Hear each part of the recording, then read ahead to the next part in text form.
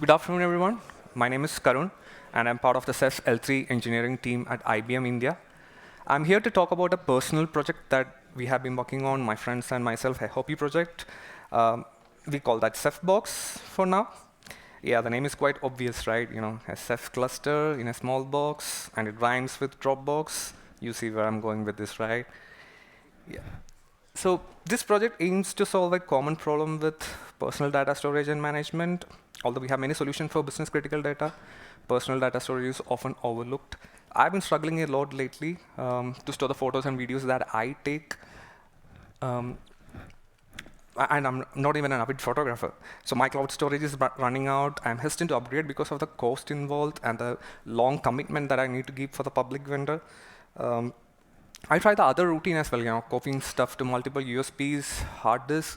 To be really honest, I genuinely hate that process. It's really frustrating, and I have lost track of where I have stored what. And they have a notoriously short shelf life, so we are practically just waiting for our memories to be lost due to bit rot. So I see the same story with everyone that I talk to, my family, my friends.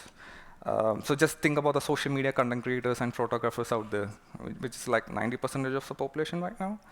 So there are mainly two options right now. One is public cloud, or the other is NAS solutions. A public cloud storage is almost perfect. In fact, it is more than perfect. The real question is, do we need public cloud to store our personal data? I'm not even touching the privacy part. That's another can of worms. I'll not open that. But from a sustainability point of view, technologically, economically, do we really need public cloud to store our personal data storage? Because our photos and videos that we take have a very unique archival nature to it. It does not have any monetary value. It just has emotional value for the owner. And the funny thing is that this emotional value actually grows richer with age. Most of the photos and videos that we take are not for us. We expect it to go beyond our lifetime for our future generations. And let's be honest, half of the photos that we take are not that really great. Maybe 20% is worth saving, and even that might not be revisited for a long time. So I personally believe public cloud for storing such data is an overkill. So NAS is another good option. I see a large trend in the online space. Many people are trying self-hosted instances to store their photos or the data in NAS systems. I think it is too early to say if this trend is going to become a norm or it will just fade away. But in the meantime, I wanted to see if Ceph could be used as a reliable NAS backend. I believe Ceph has all the potentials for this because of the unique features it has inherently, and it could be better in so much ways than any other conventional NAS systems that we have. Ceph is designed to be an enterprise-grade product, so we can guarantee the reliability and stability of the product. And I believe it has enough flexibility to model to any use cases such as this. There are a lot of advantages. I've just listed out a few, such as we can have a cost alternative solution that can combine both NAS and cloud storage. And you can think of this as a single storage solution for all your personal needs now and in the future. For example, you can use RGW to upload your photos and videos directly from any of the compute devices like mobile tablets to your Ceph cluster. And if you want to have a shared file system to access from your different desktop environments, you can use CephFS. Or if you have a home lab where you want to play with your Docker environment, you can build the block device from RPD. And I think Ceph can be easily used to create a perfect archival solution. As a general rule of thumb is that it's 3-to-1, like 3 copies of data on 2 types of devices and 1 in an offsite location. I think it is very fairly easy with Ceph to accomplish that. So in spite of all these advantages, I see very less number of people online trying Ceph as a NAS backend. So one of the primary objectives of this project is to serve as a case study, demonstrating Ceph's potential as a NAS backend, and encouraging a wider adoption. Okay, so the major components are, first is hardware. You can use any small form factor CPUs like Raspberry Pi. I've been using that. And just hook it up with SSDs, NVMEs, or HDDs. RGW would be the primary storage backend to automatically sync your photos and videos across multiple devices. Ceph dashboard can be used to manage your Ceph cluster. We can even think about a mobile app, maybe, of Ceph to view the statistics. And from the end user perspective, there are a lot of open source alternative apps available, like Nextcloud, OnCloud, which can easily replace your public cloud applications. So I've recorded a short demo. Yeah. Okay. let me start the playback. Okay. So for the demo, I'll be installing a simple not Ceph cluster using CephADM. So please ignore the warnings that you might see. And I wanted to show how easily you can integrate Ceph cluster with some of these apps. Okay.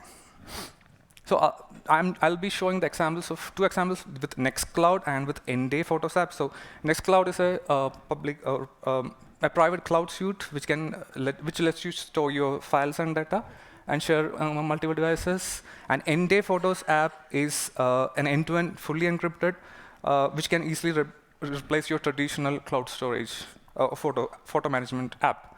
So I'm using Ceph dashboard to create two users, RGW users and bucket. And once that is done, I'll use Portainer. So you guys might have heard about Portainer. So Portainer is a container management tool to install this application Nextcloud. Okay, let's wait for this to complete. I'll speed run the video just for the sake of time. Yeah, so this is the Portainer utility. So we'll have a lot of templates available. So I'm using one of the templates to install Nextcloud. Yeah, once that is done, you can use this GUI to create an account and change the default backend from the normal store to an S3 alternative, which in our case is the RGW that we have deployed. So you can easily do that by editing the configuration file.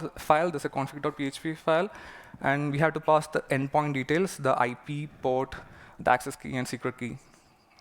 Once that is done, just restart the container. And yeah, we are good to go to upload the files. So I use it specifically to replace the drive functionality.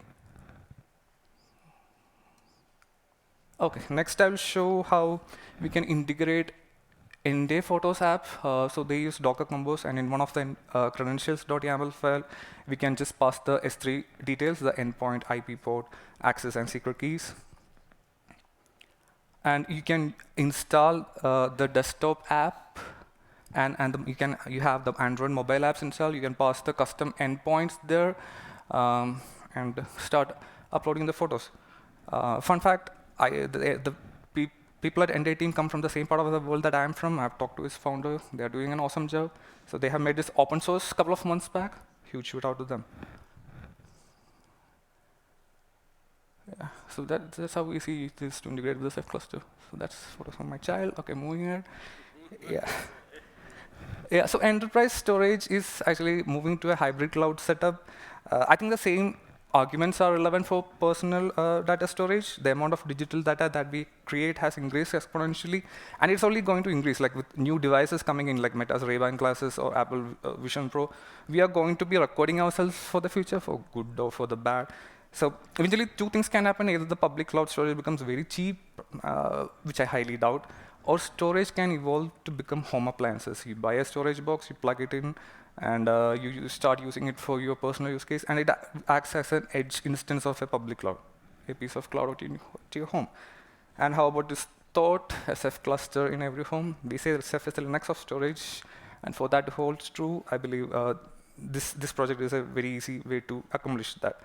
I want to wrap it by saying that there is a problem of personal data storage and management, which is not severe yet as of now, but and majority of the world does not know that there could be a better solution experience, and I think Ceph can play a crucial role in that.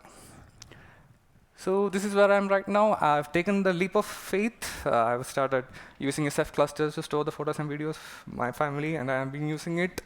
I've worked in Ceph support side for the past 6+ years. So I see the worst side or the bleak side of Ceph most of the days, but I still am very optimistic that this is going to have a long life. Okay. Yeah, so that's it. I would like to thank a couple of my colleagues and my friends who have helped me test a few things and spend the good weekends with me. And you can read more about it. So we have tried to document all the steps, and we have tried to automate it. So you guys can, if you want to try it out, you can do that. Thank you. That's it. Bye.